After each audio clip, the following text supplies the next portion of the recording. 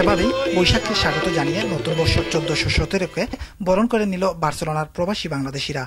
গত 17 এপ্রিল স্থানীয় মাকবা স্কোয়ারে আয়োজিত এই বৈশাখী মেলা পরিণত হয় বাঙালির মিলন মেলায়।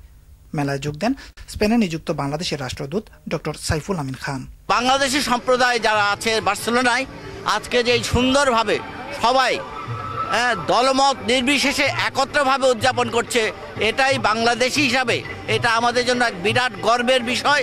মেলায় স্থাপিত স্টলগুলো ছিল পান্তা ইলিশ, চটপটি, রকমারি পিঠা, ঝালমুড়ি সহ বাঙালিয়ানা খাবারে ভরপুর। বাঙালির এ প্রাণের উৎসব প্রবাসী উদযাপন করতে পেরে গত বাংলাদেশিরা বেশ খুশি। খুব ভালো লাগছে, একটা মিনি বাংলাদেশ মনে হচ্ছে। বিদেশে আসি কিন্তু তবুও লাগতেছে যে আমরা দেশে আসি। অনেক অনেক বাঙালি মানে দেশের কথা মনে পড়ে যাচ্ছে। শুভ নববর্ষর শুভ সব বাংলাদেশি ভাইদেরকে। দিনভর অনুষ্ঠিত এ মেলার মঞ্চ দুপুর পর্যন্ত মাতিয়ে রাখে ছোট ছোট শিশু কিশোররা। তাদের নাটক, ফ্যাশন শো, নাচ, গান দর্শকরা বেশ উপভোগ করেন।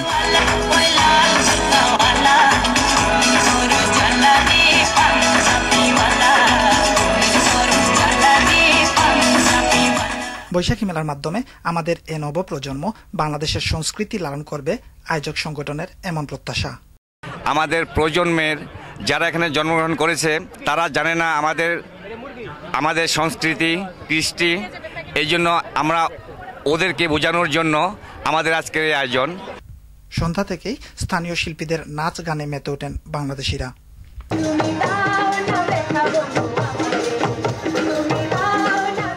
প্রবাসী হলেও আনন্দমুখর পরিবেশে বাঙালির সবচেয়ে নিখাত অসাম্প্রদায়িক অনুষ্ঠান এ বৈশাখী মেলায় বাংলাদেশিদের স্বতঃস্ফূর্ত অংশগ্রহণ প্রমাণ করে বাঙালি উৎসবপ্রবণ জাতি।